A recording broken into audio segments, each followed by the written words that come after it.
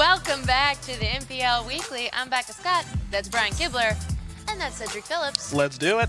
Yeah, we're watching games all day. We're hanging out. And we're watching 4 different divisions. And one person from each of these 8-player divisions is going to just go straight to the top 16 in the next Mythic Invitational, the Arena Mythic Invitational, I should say. Yep. So let's go ahead and jump into our 3rd division. That's the Ruby division. Take a peek at who is playing in this division. It's my favorite Mox when I'm cubing. It's the Mox Ruby because I love forcing a mono red strategy. So I'm so here for this division. We have 7 of the very best, and we'll get this out of the way right now. 7 because Yuya Watanabe is no longer a member of the MPL. That's why we've said there are 31 players here this weekend. So let's focus on the 7 that are here for the Ruby group. Carlos Ramal, William Jensen, Lucas Esper Barthod, Jerry Thompson, Ken Yukihiro, who is a personal favorite of mine, Ben Stark, and Reed Duke. Ken, he just loves to build awesome decks. How can you not love it, right? Yeah, you stole my favorite. Ken is definitely my one of my favorite players to watch. He builds all these really interesting decks. I believe he was one of the first people who really build the mono blue tempo deck. Yes, the Tempest and all that deck. stuff. Yep. Way before it became this really popular deck, he was playing it. I believe at the World Championship. And now in this week of the MPL, he has a really interesting Bant mid-range deck that I am pretty excited to see because it's totally unlike anything else in the field. I mean, any opportunity to watch Reed Duke play some Magic, I'm obviously interested in. Ben Stark, William Jensen. I love this entire group, but Ken Yukihiro kind of stands out from the group because, again, he's willing to do some off-the-wall stuff and picks up a lot of wins doing so. Yeah. So that should be a lot of fun, not only this week, but for the next handful of weeks as well. Well, it's very exciting to see the unusual deck. The whole time. Yeah. Very cool. All right, let's go to this head-to-head graphic and see. Stark versus Jensen is the featured match we're going to watch. And there they are. 94-95, huh? Yeah. Is that around your time when you started this whole thing? I started playing in February of '94. Really? So, okay. Yeah. So you've known Ben and William for a very, very long time. Oh yeah, I know both these players very, very well. I've practiced with and played against them for years and years. They are both incredibly strong players. Both of them took time away from the game. Yep. But then came back in recent years and have really continued to excel. Yeah. Well, then maybe you could tell us why his nickname's Huey.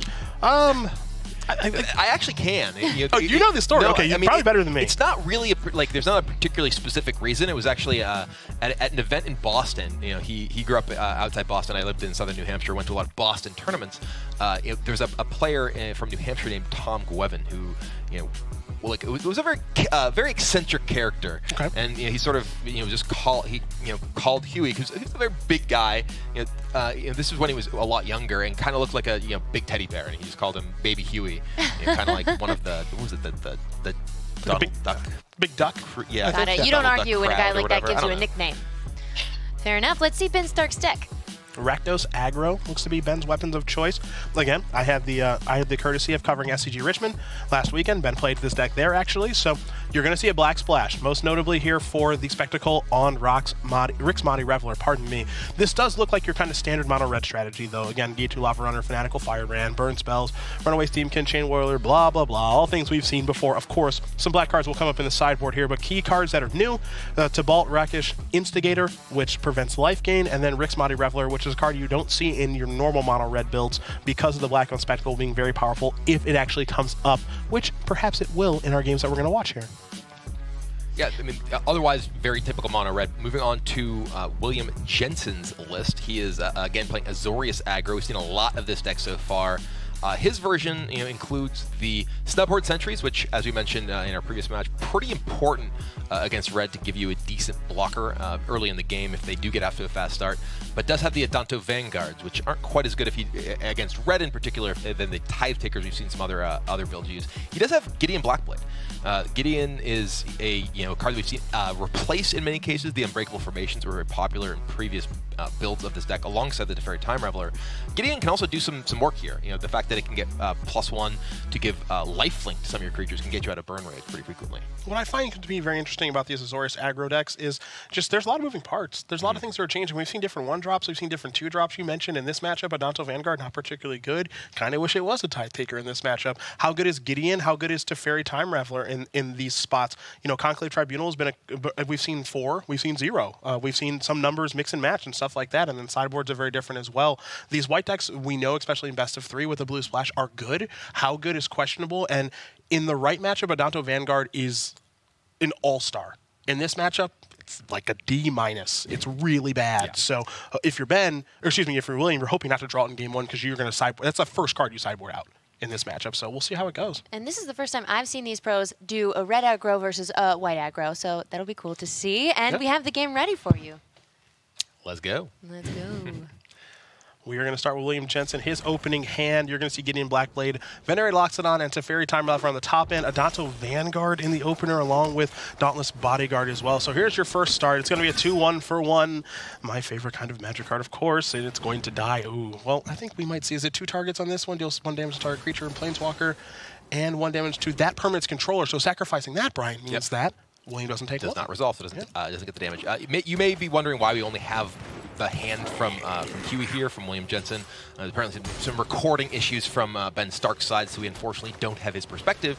So we're watching this as if we were playing from Huey's perspective without the information from Ben. Which is actually kind of fun. We can kind of dive into how Huey would play each turn of every single game, as there is a third land, that's a third red source for maybe a first Goblin Chain Whirler, but no, there will not be one there. So again, the interesting thing about Adanto Vanguard here is here comes Gideon Blackblade, is that it actually does work pretty well with this card. Yeah, Gideon with the Adanto Vanguard is pretty interesting, because the Adanto Vanguard, it'll deal damage to you in order to become indestructible. So the Adanto Vanguard can, if say Ben Stark wants to use the Fanatic Firebrand on it, he could essentially force you to pay the life, but then he would gain the life back from attacking with it. And this is a pretty dangerous attacker here. That I was going to say Huey. I'm like, no, it's not Huey. It's Ben.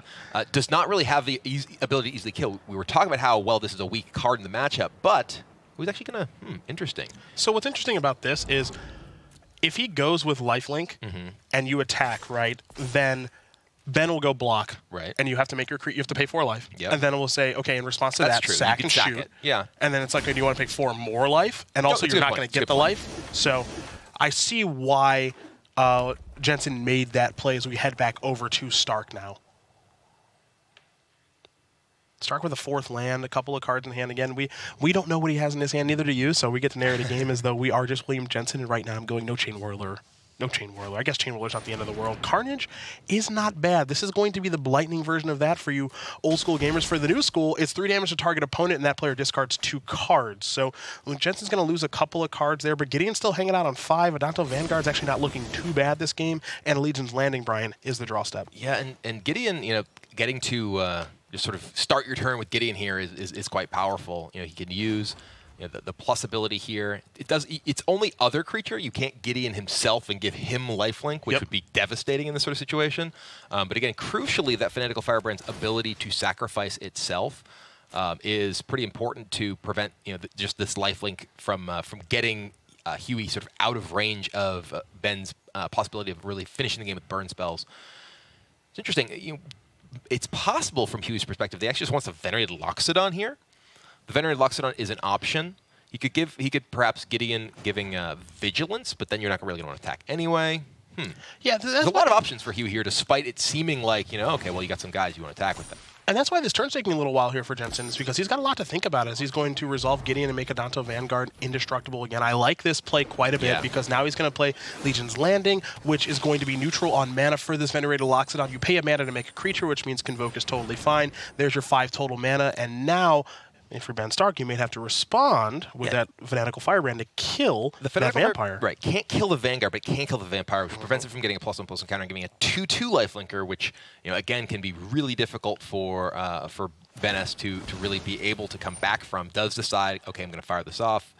And he's losing his creature, getting rid of the token at least, but now he's quite far behind on this board. One thing about white strategies is because they can be the pedal to the metal and get some work done, but they also do a nice job of building up a really, really nice battlefield. As here's a Rixmati Reveler that's going to enter the battlefield. It will cause Stark to discard a card and then draw one here in just a moment. So discarding a mountain looks like he might be flooding a little bit, but the white decks do a really nice job of saying, you know what, I'm going to take a turn off, make my creatures larger, build up a wider battlefield of more large creatures, and then I'm going to attack you with a bunch of creatures, because now these 3 creatures are more than safe to attack and transform Legion's Landing, which is very powerful. And you know, even the +1 ability on Gideon, he can choose, do I want just indestructible? So, you know, I can be guaranteed this ability. He can go with Vigilance to keep himself protected from a possible offense. Decides, all right, I'm at 16. I don't really need the life here. I just want to ensure that I have all my bases covered. One thing to note again, too, here, as Gideon's been on the battlefield since turn 3, this is the 3rd activation of that card, so it's working its way towards its -6 of destroying a permanent, is that at no point has Jensen felt the need to select lifelink.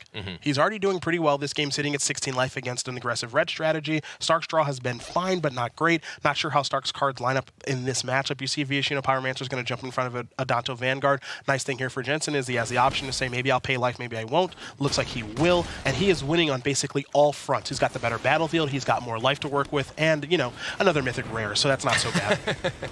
Yeah, I mean, in here he has, because he does have so much life to work with, he can just easily exchange that for life to ensure that the Vanguard survives. And yep, there it is. Stark decides, all right, I got nothing. We didn't need to see his hand at that point to say, okay, what's going on? It's like, no, you got 1 card and your opponent has you dead. We're going to get our eyes on Jensen's sideboard here. It looks like he's thinking about bringing in Spell Pierce, potentially Deputy of Detention as well. The blue splash for him is actually pretty deep, where it's been a little bit lighter for other players. A lot of counter magic here in Dovin's Veto, Disdainful Stroke. Actually even has the island to help with this blue splash. Yeah, and a lot of players, you know, they don't really like to use their sideboard real estate for, well, real estate in front of lands. But when you do have a very heavy splash sideboard like William Jensen does here, they can be quite important, especially in a deck that generally has a low land count. He only has 20 lands. So in the matchups where he is bringing in these blue cards, the 21st land can matter.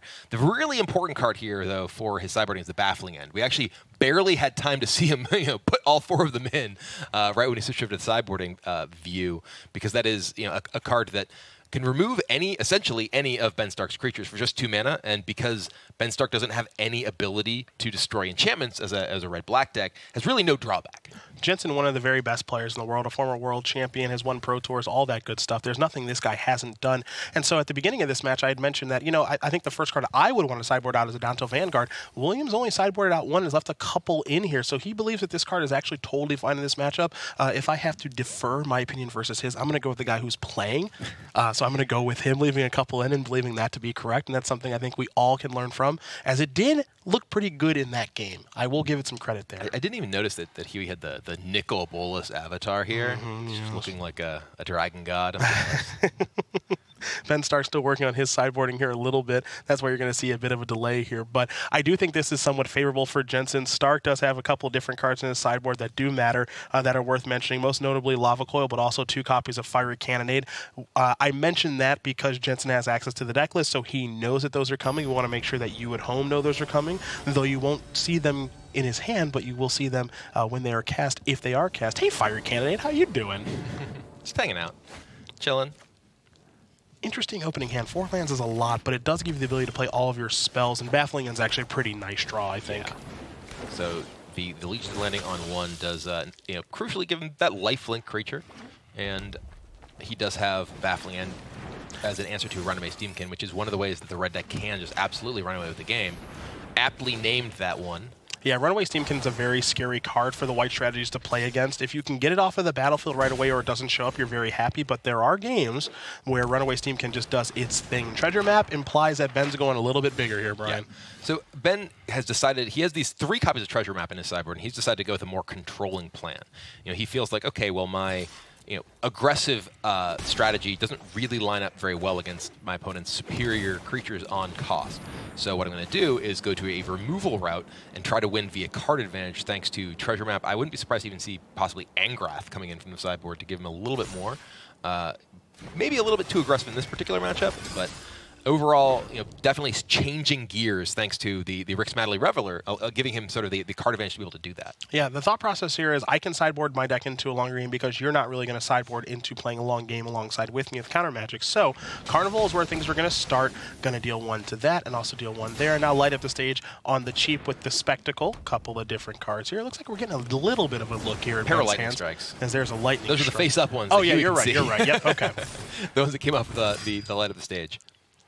History of Benalia up to 2, so you got another 2/2 Knight with Vigilance onto the battlefield. Curious to see how Jensen wants to move forward on this turn. Yeah, I'm a little curious about Ben's decision to go with this this kind of controlling plan, because he is playing against a white deck with Legion's Landing. Yes. And if he is trying to go on a grind you out of stuff strategy, well, we've seen what Legion's Landing can do against, say, Esper control, and he has a less dedicated control strategy than that. And I'll piggyback on top of that. We saw that Jensen was willing to play a longer game just last game, setting up Gideon, not rushing things, not using lifelink, transforming Legion's Landing, not really in a rush at any stage of the last game. Doesn't appear to be in much of a rush this particular game. And Ben's card advantage engine there in Treasure Map, well, that's been dealt with via Conclave Tribunal. So you were saying initially that you were a little bit surprised to the way that Huey chose to sideboard by leaving in all the copies, or most of the copies of Adanto Vanguard. If he's aware of Stark's plan to go to a more controlling sideboard plan, that makes Adanto Vanguard actually quite good. Yes, it if makes your a lot of life sense total is now. not under pressure and your opponent's trying to play a control strategy, Adanto Vanguard is fantastic. And looking at this game, it's looking pretty good. Stark with the treasure map getting removed by the Conclave Tribunal is now facing almost online Legion's Landing, and now a Loxodon picked up. These are getting even scarier. Yeah, Lava Coil taking care of that first Loxodon. I actually like this play a lot by Jensen, which is, you know what? I'm not in a rush. I'm happy to play a longer game. I don't need to rush things. Let's make these creatures larger because they're going to be more and more difficult for you to deal with. So Venerated Loxodon will convoke via the Dauntless Bodyguard and the Adanto Vanguard. Here is Angrath, as you did mention, and that, to me, is not terribly scary. It's not bad. You're going to see him gain control. It looks like Adanto Vanguard. To take the Adanto Vanguard, attack with it, and then it just dies to the Angrath. So it's at least a way to kill the Adanto Vanguard, which otherwise he was struggling with. And interestingly, does still have 1 loyalty against 2 4-power creatures. So if he wants to kill it, that's a pretty big commitment of his damage. Spell Pierce, an interesting draw step here. It looks like Jensen's going to say Dauntless Bodyguard to the face, Loxodon over to the Angrath because of the difference in toughness. So Angrath will be taken care of. Some more damage will go over to Stark, who doesn't have many resources left. And this Spell Pierce, I'm not sure if it will work itself into the equation or not, as here's a Runaway Steamkin. And now a Mountain, so looks like Stark is on ease. We head over to Jensen, who's drawn a land and a Spell Pierce. Not great, but his creatures are larger, and so Stark is going to take 8 and fall down to 6. Hallowed Fountain on the battlefield tapped, and for Ben, it's going to have to be a good one. That's not a bad start. That's 2. And that can start things going with the Runaway Steamkin, but finds Lightning Strike's okay. Lightning Strike, okay. Yeah, you can Lightning Strike the Dauntless Bodyguard. That at least gets him out of range of being dead without chump blocking. Steamkin's going to turn into a 3/3. I think we're going to probably see Ben attack here because there's no interest in really blocking, so you might as well get your damage through.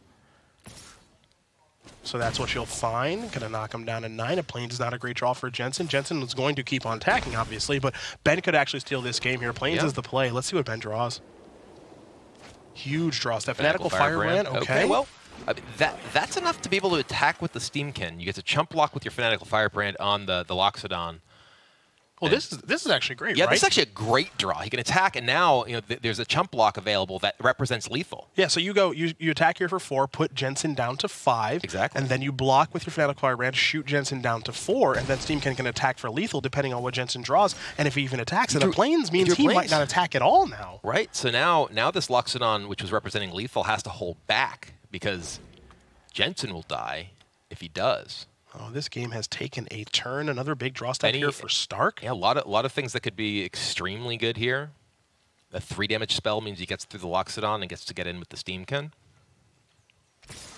I like this. All right, both coming. Yeah, I was curious if he was going to make this attack, and I like this a lot, Brian. Oh yeah. This is always the fun thing when 2 great players are playing against each other because it makes Jensen make a decision, and he could make the incorrect one here. It's easy to say trade the 4/4 with the 4/4, but Stark may have just drawn a land. He may have just drawn absolutely nothing and wants to sneak in that point of damage and make this trade happen. Yeah. I guess this is actually a benefit of not seeing Ben's hand. Yeah, now we get to we get to say, ooh, well, what's going on? From Huey's perspective, well, if that's a blank, I win. I could just block the Fanatical Firebrand and attack for lethal. If it's not, if it's a burn spell, I'm dead if I don't block Runaway Steamkin. If I make the trade, where does this game go from here? Am I advantaged? I have a land and a Spell Pierce. If you have anything, it's a Chain Whirler. Which he did have and something. that's a big draw there. Stubborn Sentry, that is a chump blocker for Chain Whirler at this point. That is a chump blocker, even though I believe, there is the City's Blessing. A 3-3 against a 3-3 first striker means we are in chump block territory there for my favorite little Dino, Rhino, and Carnage. And Carnage is going to end it. That's active a comeback there by Ben Yeah, Stark. that absolutely was. He was at 2 life and was able to parlay a Steamkin into enough pressure to keep you in the back foot and just attack for counter-lethal after making the trades.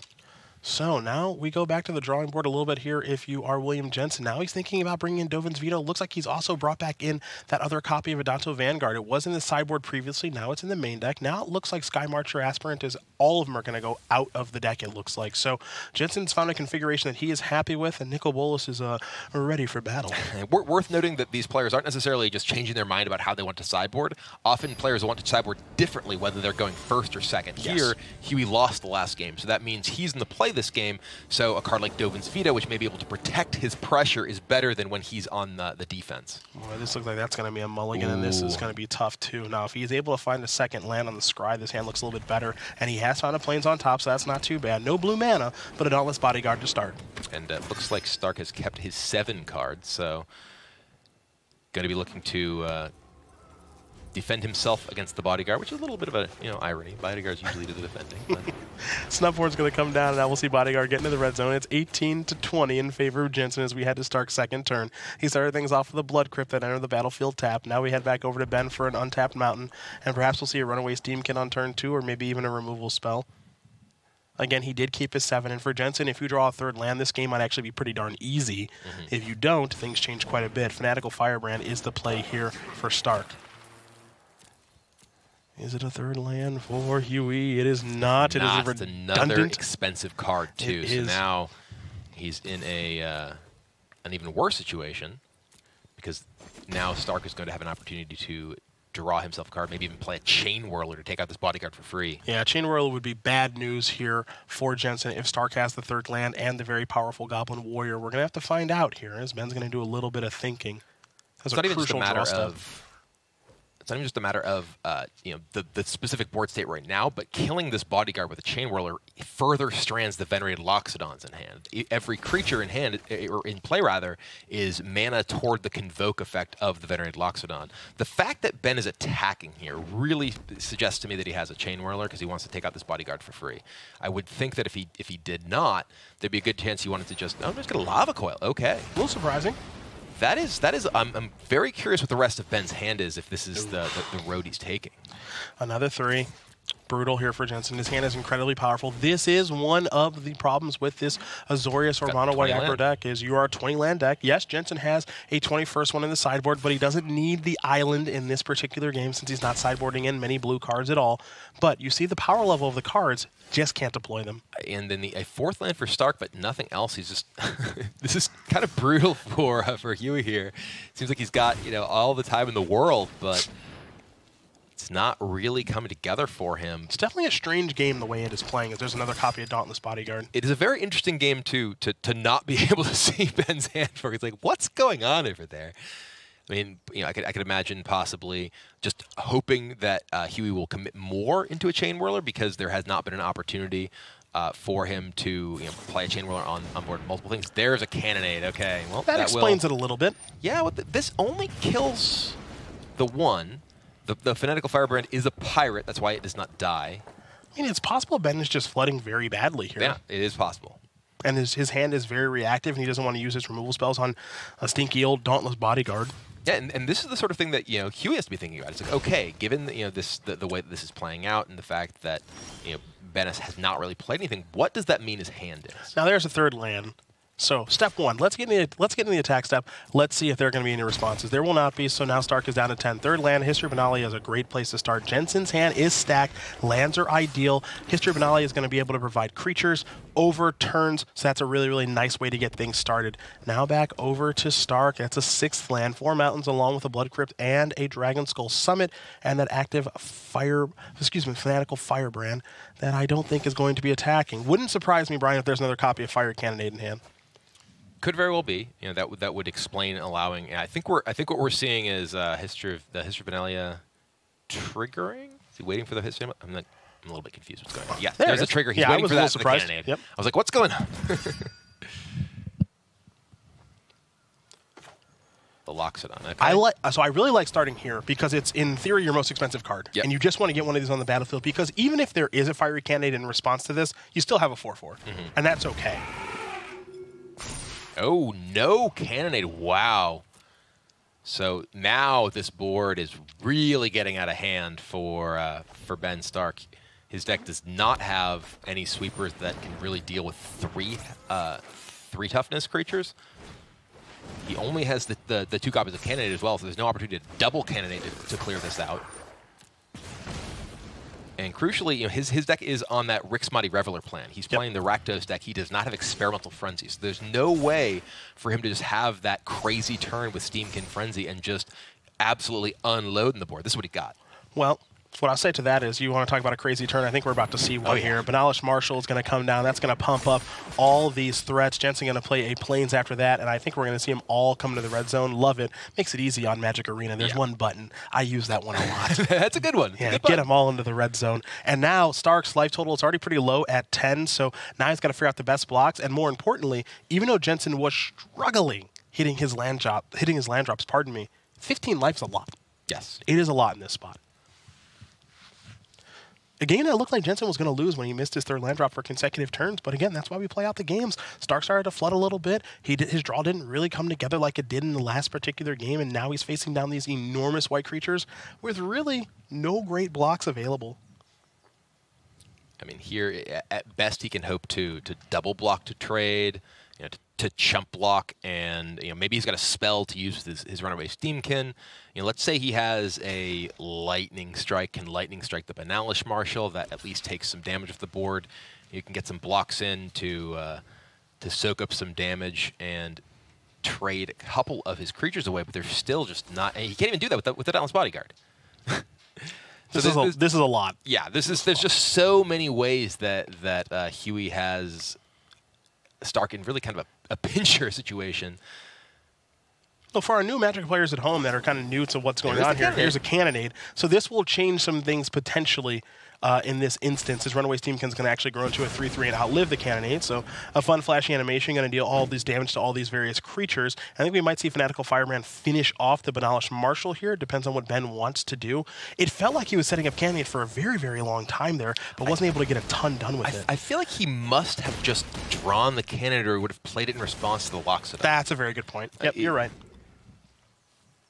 Otherwise, he's very greedy. Here is a light up the stage. This is what I'm going to set up. That is a Blood Crypt. This is a Fanatical Firebrand. Yeah, just a little too low close power. To enough here. It'll be a Plains here from Jensen to start. Getting Black Blade's not a bad place to go next. The powerful Planeswalker is going to plus and give something, some lovely ability, be it Vigilance, Lifelink, or Indestructible. And I'm just not sure how Ben gets not even it. get the chance. Yeah. The Stark concedes. Understandably so, given the state of that, and it will be William Jensen who takes the match. It's a lot of back and forth there between those two players. That's kind of how the mono white or Azorius aggro versus red matchup goes. Again, Ben splashing black, so it's Rakdos aggro, but these decks are very, very back and forth. There are games that are not close at all, that involves Goblin Chain Whirler or white just running over you. There are games that can go a little bit longer, like we saw in game number 2. And in that one, Jensen missing land drops, you would have thought that was it. He's drawing another 3-drop, another Loxodon. Oh man, I don't think he's going to be able to come back. But Ben's deck didn't really cooperate either. And truthfully, Ben's deck was a little too reactive, where your normal mono red decks are just like, Chandra, Experimental Frenzy, you can't catch up now. Ben doesn't have access to either one of those cards, and that might be a big deal if he wants to play that deck again and runs into another white deck. Yeah, it ended up giving William Jensen just so much time. Yeah. Right? And despite the fact that he was sitting there with this fistful of expensive cards, like, oh, poor Huey, this is over. It's like, no, he was the one who was able to just establish this board presence that that Ben Stark was unable to deal with. His Cannonades were just not enough once things got big enough. And we've talked about that since the beginning of the day with Cry of the Carnarium. Yes. Not necessarily enough if you don't have more removal to go with it. Yeah. Well, it seems like Azorius is looking pretty powerful in that pair-up, so we'll see if Ben decides to revamp what he brings next week. We've got more matches for you guys. We've got a couple more featured matches in this Ruby division, but first, we're going to take a quick break.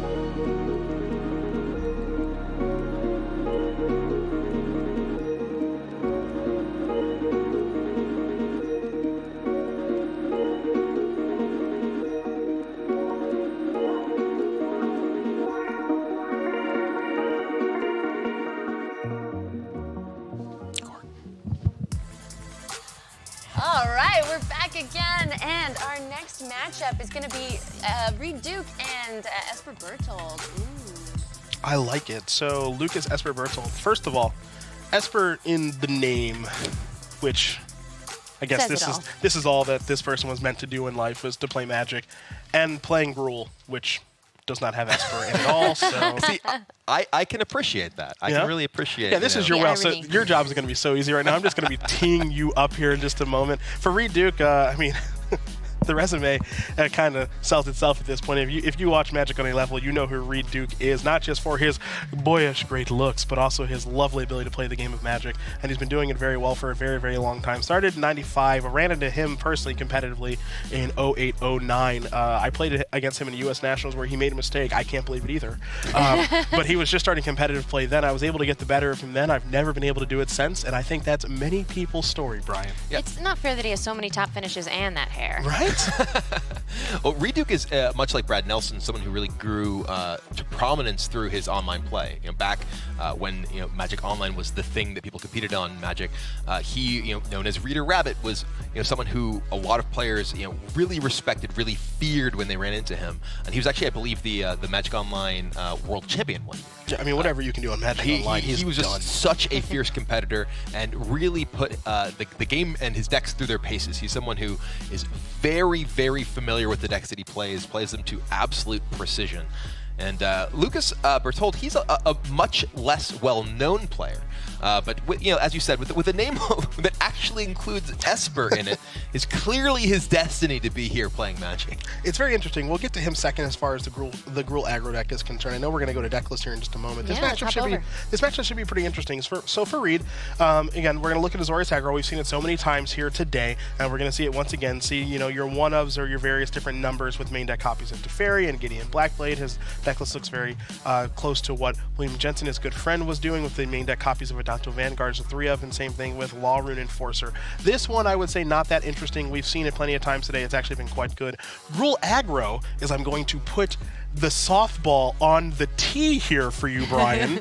Do your thing, man. Yeah, so Lucas Esper Berthold playing Gruul. Yeah, as we're saying, a little bit of a departure from his name, but Gruul aggro is actually a deck we haven't seen a ton in recent memory because it does tend to sometimes have trouble dealing with decks just like the one that Reed Duke is playing. But it has your favorite dinosaur right there. It does have Ghalta Primal Hunger. I don't know if I would go so far as to say that's a key card in this deck in general, but it may be a key card in this particular matchup because both these decks look to build out boards with creatures that tend to either start big in the case of some of these green creatures or get big in the case of others or the white creatures.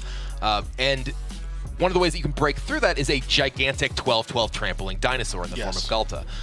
Also, Skargan Hellkite is a way to break through in the air, but the real problem that Lucas Berthold is going to have to deal with is surviving the onslaught from the white deck because they get in the board faster than you do. Yep. Their creatures often are bigger than you. Yours are early, thanks to Benalish Marshall and the Loxodon Hierarch pumping them up and just sort of winning those brawls in the early to mid game. And so what's going to be key in this matchup, in my estimation, we'll see if you agree, you mentioned the speed and how white can get to the battlefield quickly. This is the first time we've seen Land of War Elves today. Yes. That is an incredibly powerful card for green strategies. Honestly, it is the main reason to play green strategies in this format is the acceleration and maybe mana fixing that it can provide. But be able to get out on the battlefield early, to deploy these large threats quickly is a way for Lucas to be able to win this match. So I'm not going to predict a winner. I will say that I believe the match win percentage will be tied to Land of War Elves being played on turn 1. I mean, you said that Land of War Elf is a big part of the reason to play green in this format. Land of War Elf is a big part of the reason I've played green for 25 years. Yeah, it makes total sense. My very first ever Magic deck was nothing but Land of War Elf, Wild Growth, and Crawlworm. It was nothing but mana acceleration and giant creatures. So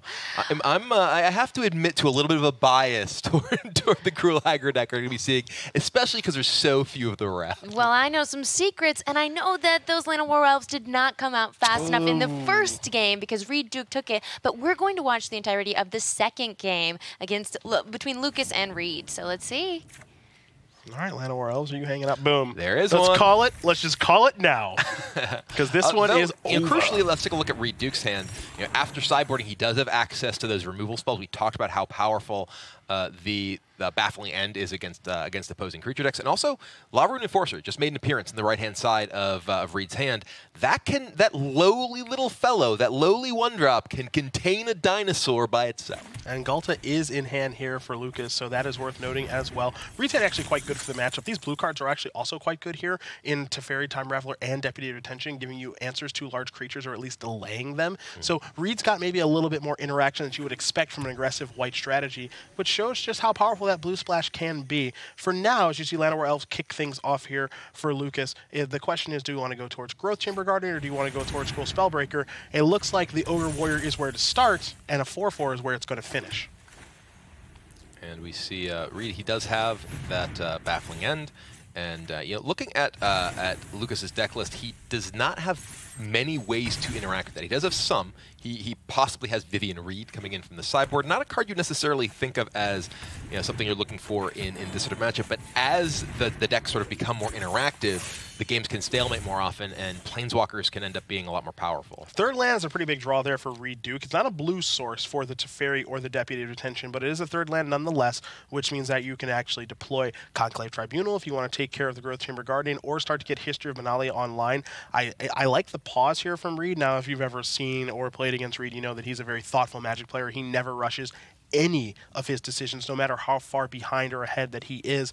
This actually is a pretty tough one because History of Benalia is attractive, but so is Conclave Tribunal. Yeah, the Growth Chamber Guardian can get out of hand very quickly. He does have Deputy of Detention, which can remove all of the Growth Chamber Guardians, even if they all come out to play. But I don't know that he wants to have to rely on that. He doesn't even have blue mana yet, so if he were to try and just sit back and use that, he's going to go with History of Benalia, though. So there will be an opportunity for Lucas Berthold to use his Growth Chamber Guardian to find a friend. Now, there is some adapting to be done. I like the attack here. You're going to offer up as if you want to double block, feel free. Looks like the answer is no. Yep, so going to adapt, which means put some counters there in search of another Growth Chamber Guardian. So not a bad turn here for our Gruul aggro player, even though Lucas is down a game. The follow-up is going to be a Forest, and now here's another copy of Growth Chamber Guardian, and we're going to head back over to Duke, who still does not have that blue source. Ooh, Venerated Loxodon, though, is a very nice draw. It does mean that he actually, there's a couple of things he may want to consider here. He does have that Conclave Tribunal. He could use the Tribunal on the second Growth Chamber Guardian to prevent the sort of spread of the Crab Warriors. But with Law-Rune Enforcer and the Loxodon and 2 Knights in play now, he has the opportunity to go pretty wide and pump up his board here. And yeah, that's going to be the choice that he decides to make. So it is the Law-Rune Enforcer, which is a great card in this matchup. You did mention all these large green creatures and a real lack of removal here for Lucas means that he's going to have some difficulty dealing with the 1/2 that's now a 2/3. Another land. Mountain is not ideal here for Lucas at all. And the Law-Rune Enforcer is actually a huge deal here because it preemptively answers the Ghalta. The fact that Lucas Berthold drew a land here doesn't really have that much that he can actually get down. He can adapt the Growth Chamber Guardian and play another one and still play Ghalta this turn, I believe. So he can still get some offense going, but a lot of that offense is stymied pretty heavily by the presence of that mirror. I was going to say 1/1, 1-drop. It's 1/2 anyway. As well as the Conclave Tribunal. So even if there is a removal spell for that tapper, the Ghalta will still be contained. I really, really like this play here from Duke. He's saying, you know what, you're going to attack, I'm going to block. It's going to force the issue to make you pump, and also I don't have to worry about Ghalta this turn any longer because you just lost 4 power on your battlefield. Yeah, I think that from Lucas there, he may have wanted to just play the Ghalta pre-combat rather than attacking first, because now, like you mentioned, he lost 4 power, so that totally contains the Ghalta, removes his ability to play it that turn. If he played the Ghalta pre-combat and then attacked, it feels like he's going to be adapting anyway. If he wants to attack, he might as well play the Ghalta first. That information being available to Duke isn't really that big of a deal and just stymies his development. Yeah, it's a great block there by Duke and maybe a misstep there from Lucas. Now you're going to see an attack here with some large Vigilant Knights. They are 5/4 coming into the red zone with a 3/2 flyer there in Sky Marcher Aspirant because the City's Blessing is online, much like a Goliath in StarCraft, as we're going to see an attack here for a whole bunch of damage. Ghalta Primal Hunger, even if it did come down, Brian, the problem is still that Law-Rune Enforcer. It's just going to be a problem, I think, for Gruul decks in general, especially if Azorius aggro or Mono White aggro continues to be popular. All right, so I have a question for you, Cedric. I got an answer, I hope. Why would a dinosaur listen to the law? Because we all listen to the law. But it's a dinosaur. Yeah. It's not only it's an elder dinosaur. It's like the oldest, this most is angry it's dino. like, it's like you must obey authority. It's like, listen to your elders, my friend. The elder dinosaur. It's just like, I'm gonna put you in jail. I'm a dinosaur. What jail are you gonna put me in? How big is this jail? It's a pretty big jail at the Hallowed Fountain area of Azorius. The Azorius Senate, look, they've got some answers to some problems. That's Apparently. for sure. Conclave Tribunal is going to take care of that Grove Chamber Guard, and it's another land here for Lucas Berthoud, and I don't know if there's a path to victory now. It was already looking pretty difficult, but, you mentioned this right at the top, right? I think White is advantaged in a lot of spots in this matchup, even starting with a new card like Law Rune Enforcer, but also the ability to get in the air, the ability to go wide with large creatures. I don't really know where the advantage is for Gruul outside of this, and this is already being answered in Ghalta. Yeah, this is just dead on board. We see the Law Rune Enforcer can tap the Ghalta, or Teferi can bounce it, or Deputy Detention can put it into a different cage. There's all kinds of cages for this dinosaur. There's no wrong way to eat this Reese's. That's for sure. See you later, Ghalta. History of Benalia, the draw off the Teferi. That's right. Attack all button, Reed. You know how it's done, my friend. You know how to do it. Yeah, beatdowns there from the little white creatures. Win. And yeah, Reed Duke piloting that deck, I think, quite well. Lucas Berthold. I think that I like the idea of the Gruul aggro deck, but I do think the popularity of Azorius aggro rather puts it in a tough spot. Yeah. That was always, shockingly, this is a style of deck that I have played with a lot on a Magic Arena, and that was one of the things I kept running into. Is I kept running into these white decks, and they kept having the Conclave Tribunal for my big creatures. Like, well, if I play small creatures, they're not big enough to deal with my opponent's creatures when they get big. If I play big creatures, they get Conclave Tribunals, and now they get Law Rune Enforcer. I think it's even worse than it used to be to go with this style of Gruul aggro deck for that particular matchup. I think you should write a letter to our friends in R&D and tell them you need an answer. What I need is you've been known to have an impact on things on occasion. Why can dinosaur be put in jail? I don't get it. I think that's an interesting argument philosophically between the colors. Okay, well, we've still got a couple highlights we want to look at from the Ruby division. This next one is Duke versus Jensen. This is the first time we'll see either 2 wins or 2 losses potentially from one of these players. So that'll be interesting. They're playing again because we had less players in the Ruby division, I believe. Oh, okay. Is part of that reason. But yeah, the Azorius versus Azorius. I believe this is probably close to a mirror here. My guess is that these two, I haven't actually exactly looked at their decks, but my guess would be that they may even have exactly the same list. Yeah, I wouldn't be surprised at all. We know we have the deck list in front of us. Trying to take a look here very quickly for you at home to make sure, since I'm sure you have them up in front of you, either online or via Cardboard They Live. are card for card, 75 identical. Looking at least from what I can see, brief look at them. Yes. Well, where are we hopping to, Becca? Here we go. We're at Reed Duke's Azorius. Okay, so we just saw this in action, of course, taking care of Gruul aggro. So, not a ton going to change here. Though, let's put our focus on what's good in the mirror. I think that's important, as we're going to take a look at both deck lists here because they are so similar. Similar. Yeah, Sky Marcher, Aspirant, Flying is very important. The Tappers are pretty important. Adanto Vanguard's not great. Gideon's quite good. Teferi can be good. And then don't forget about Venerated Loxodon, a card that is a favorite of Andrew Ellenbogen, a Pro Tour champion as well. Pro Tour Guilds of Pro Tour Ravnica Allegiance. He loves that card. He loves it in the White Mirrors. Probably plays a huge role here. Yeah, a lot of what really defines the White Mirrors is who gets on the board and who's able to get a little bit bigger. Because if you have one more Marshall / Loxodon effect than your opponent, all of your creatures are just a little bit bigger than theirs. Yep. And when they all sort of win those individual fights, it's tough for them to really be able to find good attacks or blocks. But it's not that simple because a lot of times there's the opportunity. It's like, okay, I attack with a bunch of things, and they can block in a way that allows them to attack back for lethal if you don't play things very carefully. So these games, especially with Law Rune Enforcer shenanigans of making combats even more complicated, can be really interesting. Well, speaking of a complex board state, we're going to hop right in and just get a highlight of what this game looked like. We're going to hop into the middle of this mirror. Ah, classic. Ah, you look. There's 2 Benalish Marshals on one side, 1 on the other, but there's Law Rune Enforcer, and there's a lot of stuff. So looks like William Jensen, down to just 6 life, is having to play defense, but he has some Snubhorn Sentries which are pretty good at defense in this matchup. So in spots like this, I played a lot of White Mirrors, so flying is key. Sky Marcher Aspirant is a very, very nice card when you have the City's Blessing, which both players will eventually get to. It doesn't look like Reed has it yet, but Jensen does. However, Law Rune Enforcer throws a wrinkle into that, so that's definitely worth noting. The number of Benalish Marshals that both players on the battlefield plays a huge role in things, as Brian did mention, because you're just looking at power and toughness and how those attacks can line up. So that's all well and good. Teferi Time Raveler, that's a new one. I'm curious to see how that works itself into the equation, which is probably not a ton, but a little bit that Duke does have.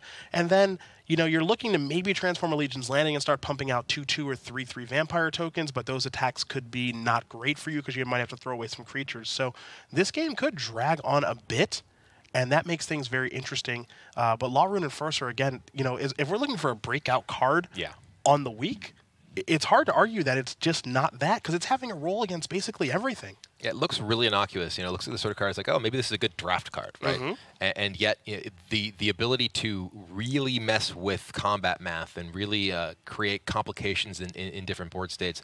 You know, one of the styles of decks people frequently played that could give white trouble was the Golgari or Sultai decks, thanks in large part due to Wild Growth Walker, not only as the sort of life gain Explorer engine, but just having a big blocker.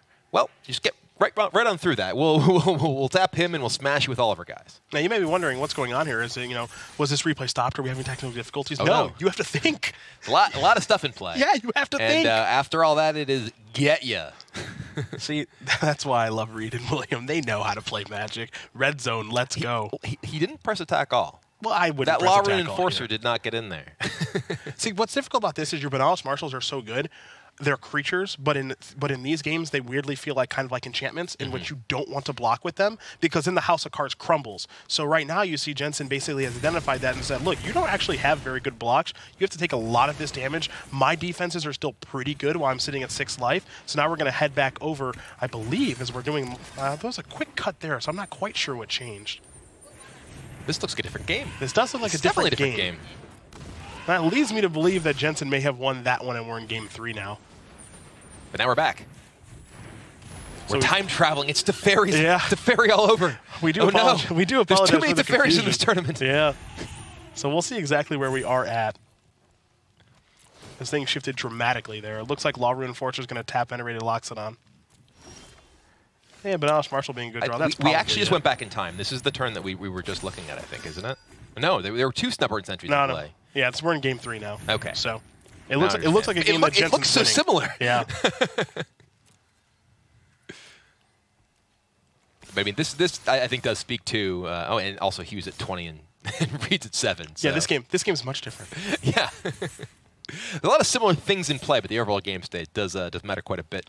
And yeah, the attack here from Huey looks like he's trying to make sure that this is in fact lethal.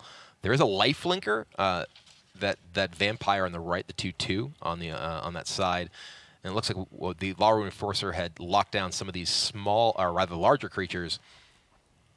And how does this look if there is a block on the Snubborn Sentry and the 2/2 or the 2/3? The Law Rune Enforcer could survive. A block there takes 9, gains 2. There's no way for the Law Rune Enforcer to survive and you survive. So you have to trade with the Bodyguard, chump block the Sentry. You take 8, you gain 2 from the lifelink. You get a 1. You ended in 1. Yeah. The way I always like to look at this is I put my opponent at a proverbial 9. A potential 9 because they're going to block the lifelinker. And we're going to see a little tapping here with the Law Rune Enforcer on the Benalish Marshal. So I say you're at 9, and can I get you to 0? The answer is I can get you all the way down to 1 after a lifelink and the dust settles. And we do see the dust settling there. For your winner is William Jensen in the white mirror. Well done, William Jensen. He's the first person we've seen get 2 wins in the MPL Weekly, so that's exciting. Yeah, not bad at all for him. He's I don't know if you knew this. He's pretty good at Magic. He's not bad. You know, as we were talking about earlier, you know, I've known Huey for a very long time, and you know, he is one of the players who I think is just so incredibly naturally talented at the game. His sort of just level of understanding. If he just like walks over to a game that you're playing and he just looks at it, he's like, "Oh, you should do this." It's like, wait, what? Yeah, how do you know? I may be sitting there in the tank for like several minutes, and he just walks over. He's like, "Dude, do this." It's like, oh, Born to play. yeah, that makes total sense. He really is. And a little clarification about the reason why Reed and William were both playing their second game. Each week, there's going to be 2 divisions where 2 groupings, matchups, are going to be playing their second game. So this week it's Ruby and Sapphire, and I assume next week it'll probably be somewhere in the Emerald and Pearl divisions that we'll see some of those players play 2 games. Yeah, we're playing through a round-robin format through these groups, and we only have the 5 weeks to do it. So there's going to be multiple matches that are played in some divisions, some weeks. Very cool. All right. Now let's look at the head-to-head for the other one of the players playing a second time. We have Lucas and Ben again, and this is just a quick recap of, let's see, that was the Bant versus Esper Control. Oh, looks like we're going to Ken and Carlos then for this particular match, I believe. Yeah, that's Ken and Carlos. Okay, so Ken's deck. Sorry about that. Ken's deck, Bant aggro. This is the most innovative deck, I think, in week 1 by far. So we are definitely going to start there. Carlos Raval, former world champion, plenty of accomplishments on his resume, and he's been playing about as long as Brian has too. He's playing Esper Control here, so we'll get there. But Ken's kind of the star of the show for the next X minutes, whatever X will be. Plenty of top finishes and all that good stuff. Been playing since 2007. Loves to innovate. Loves to play interesting decks, and I selfishly love his name, Death Snow. So I'm really into that. Hopefully we can transition into decks here in just a moment. Well, I'm stoked to see this Bant. Yeah, we're going to hop in there right now. Beautiful. So let's take a look at it, because it might not be the Bant deck you're expecting here, Brian. You've got Pelt Collector, you've got Vivian, you've got Teferi, Huatli's Raptor, Venerated Loxodon. You know, we saw some Bant decks at SCG Richmond last weekend, which were very much centered around Vivian and God Eternal Oketra. This is not that. Yeah, you said maybe this isn't the Bant deck you're expecting. This is the Bant deck that I perhaps have dreamed about. I love Pelt Collector. It's one of my favorite cards of the past couple of years, one of my favorite cards in Standard period. And this deck uses kind of all the pieces of the buffalo of Pelt Collector, as the case may be. You have Pelt Collector itself, which can grow off of your larger creatures, but also has Huatli's Raptor, which proliferates when it comes into play. So you can play turn 1 Pelt Collector, turn 2 Huatli's Raptor, and you're attacking for 3 on turn 2 with your Pelt Collector. And it can still get even bigger as you play Venerated Loxodon, Huatli's Raptor, a number 2. And you just have all these various ways you can piece together additional tokens on lots of your creatures. One of the most interesting cards in the deck, I think, is the Chamber Sentry. This is a card that oftentimes sees play perhaps in draft. Is more uses a 5-color style draft card than anything, but with the proliferate effects that Bant has, that Ken has in this deck, he's able to get that even bigger and eventually possibly just blow someone up outside of combat with its tap ability to remove its counters. Yeah, this is definitely an interesting deck. Go ahead, Becca. Oh yeah, no, I was just going to send us over to Carlos. Oh, Esper Control, huh? Something we've seen before. Boring. I kid. We've been seeing this all day long, and there's a reason for that. It's because the deck is actually quite good. Now, I don't actually know how it lines up against this Bant mid-range deck that we just saw. It's very creature-centric, is that Bant deck. But, the card that would definitely make a difference here for Ken Yukihiro is the Vivian. Vivian allowing you to play at flash, and also, the plus ability and the minus means that you can actually keep working in the minus ability quite a bit. Nothing here is really going to surprise you if you've been watching all day, if you've been playing on Magic Arena for the past week and a half since this set has been out. That set, of course, being War of the Spark. Look, Planeswalkers, counter magic, removal, lands, discard, all that stuff that we've seen. Carlos is employing those strategies to great effect over the next handful of weeks, I'm sure, because I know he likes this style of deck. This might just be the first of many weeks that we do see him play Esper Control, and I'm curious to see what the match result was. Yeah, let's see between how the the two. Bant did. Let's bring up the winner. Oh, God! Yeah, I hate to be sound like I'm biased here, because I really like Carlos as well. Carlos is a fantastic player. Of course. In the World Championship that he won back in 2002, I lost to him in that tournament, and he's always just such a gracious competitor and really a great guy. But I love seeing innovative decks like the one Ken is playing do well. Yeah, I want to see him rewarded for that, and see him do more of it. And I don't think he's going to stop, because that's his style. No, that's his thing, and I would say give that deck a run at home. It's very interesting. I know we didn't get to watch the match with it, but Ken, as you mentioned, and we've talked about a couple times, he's kind of the person that plays these wacky decks, and then a month later, oh, that's like one of the best decks in the format. Yeah. It happened with Mono Blue Tempo. It's happened before, I believe, with Hollow One in Modern as well. I think is a deck that he was playing at Pro Tour Rivals of Ixalan last year. It might look weird, but a month from now, it might just be stock. So just keep it in mind. Well, look at Ken being a vanguard of this format. And now we're going to see what happened with that match that I lied and said we were about to throw to. Let's see this head-to-head. It was Lucas and Ben. And that's the Gruul versus the Rakdos. Rakdos. This is not something I really have all that much sort of experience with. both of these are sort of a little bit less common decks. I think the Gruul against mono red, typically I like to be on the Gruul side, because in particular when you have Nullhide Ferox in your deck, and the Pelt Collectors and such, you can get pretty big pretty quickly against them. And crucially, Lucas does have the Lightning Bolt and Shock for removal that allow you to deal with the Runaway Steamkin. Most of those games come down to, does Runaway Steamkin run away with it? And if it doesn't, you're often in pretty good shape because your creatures are just naturally bigger. Yeah, you take a look at Ben's deck. We'll go to the Rakdos aggro build. The problem I have with Ben, with what he is doing this particular weekend, is he's really just elected to not play the best cards, the best 4-mana cards in the deck. I understand that Rick's Mighty Reveler is looking to be kind of that card draw, but what we've noticed is the lack of frenzy is a big deal, Brian. Yeah, and Rick's Mighty Reveler, yes, if you do get the Spectacle off, it can be quite powerful. And it isn't, a card that just sits in your hand if you don't have a great position, so you don't have enough land for it, quite like the 4-mana cards do. But if you get behind, you don't have the same explosive potential to get back into a game that you do, in particular because it can be more difficult to get just the Spectacle effect off as well. And I don't know what the result of this matchup was, but if I had to guess, I would say that the big green creatures were too much for the red deck to overcome because, again, Ben doesn't have the ability to catch up with Frenzy or Chandra. Becca, I will let you be the arbiter of the match result. Okay, well, let's see that result. We've heard your prediction. Let's go. 3, 2, 1, show us. Victory goes to Lucas Esper. The green team. That's you, BK. Go. And your Gruul, your green buddies. They made it through. They had a win today. I just think, we didn't see how those games played out, but I just think that if Lucas got off to some sort of a quick advantage with Llanowar Elves or just red creatures and played any big green creature early, Nullhide Ferox, Biogenic Ooze, heaven forbid Ghalta, which Ben can't get off the battlefield, the game just kind of ends on the spot. I mean, even just a Gruul Spellbreaker. It's like, oh, I have a 4/4. Yep, you that's have a problem. all your removal spells deal 3 damage, and it makes it very difficult for you to get back into the game. Obviously, there are the games where the red deck comes out quickly, kills your Llanowar Elf, you have a 3 or 4 drop in hand, you can't actually get back into the game. But I feel like on balance, the green deck tends to have the edge there. Yeah. Well, we can hop into our standings, and Ben Stark had a pretty hard time this week. Including recording his games. Yeah.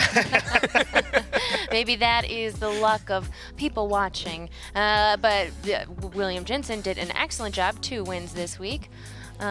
And I know that next week we're just going to see 3 of these matchups because, of course, we only have 7 here.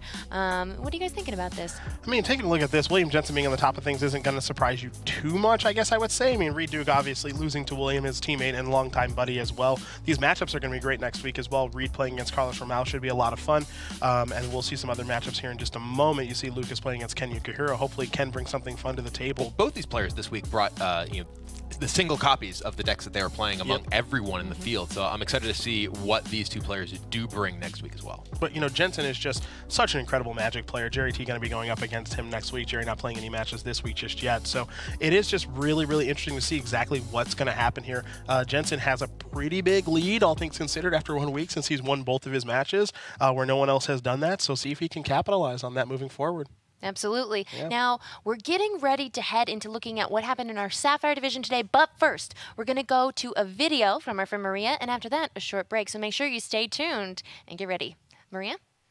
Hey everybody, Maria here representing the Ruby division of the MPL, and I'm actually here in Snowdonia National Park in Wales, which is absolutely glorious and you should visit it if you ever get a chance. I actually haven't left the UK since Mythic Championship London. I've been traveling around the country, but I had a lot of work to do watching my matches for my division in the MPL, so let's get to it. Hey everybody, I'm back in my hotel room in London now before I fly out later today, and I just want to say I had some awesome matches in my division this week. The Ruby division really is the best division. The first thing I want to talk about is Reed Duke versus William Huey Jensen. Now, both Reed and Huey, we know they're friends, and they ended up on the same deck this week in the MPL, Azorius Aggro. And there's been a lot of speculation about how people are going to test in the MPL. Are they going to form teams that they've been on together before? Is this perhaps a clue of how testing is going, these 2 best friends testing together? Either way, they both were on Azorius Aggro, which is a blast from, I don't know, a couple of months ago, and looking to be more powerful now than it was then. A big reason for that is Teferi Time Raveler. Teferi in an aggro deck? That's right. He's super awesome, being able to bounce creatures, draw you cards, and just gain you that critical tempo advantage. I also love Larun Enforcer in this deck, which is a little card that doesn't look like it does much on its face, but you can see from these games just how powerful it turned out to be, taking big threats off the table, essentially. I want to talk about Ken Yukihiro versus Carlos Ramao. First of all, Ken's deck is a delight. He's a known brewer, and it was awesome to see him bring something different to the table this week, a Bant creature deck. Vivian being able to give all of your dudes flash is incredible versus control, and we saw it in this matchup. I love that this deck is playing Teferi too, because, hey, guess what, Control? You don't get to own Teferi. Speaking of Control, Esper Control from Carlos Ramao, which has been a big baddie in Standard for a while now, got a couple of new toys, including Oath of Kaya, which looked pretty awesome in this game. It also has Narset and Dovin's Veto, which we didn't get to see in action, but seemed like pretty cool additions, even though I personally hate Esper Control. On the other hand, not a super great week for Ben Stark, who also played Lucas Esper Bear 2, who was on red-green midrange. Once again, mono red fell, and in pretty spectacular fashion when Lucas Esper was able to pull out a big win with the help of a big dinosaur in the form of Ghalta. So that's some highlights from the Ruby division this week, the best division in the MPL.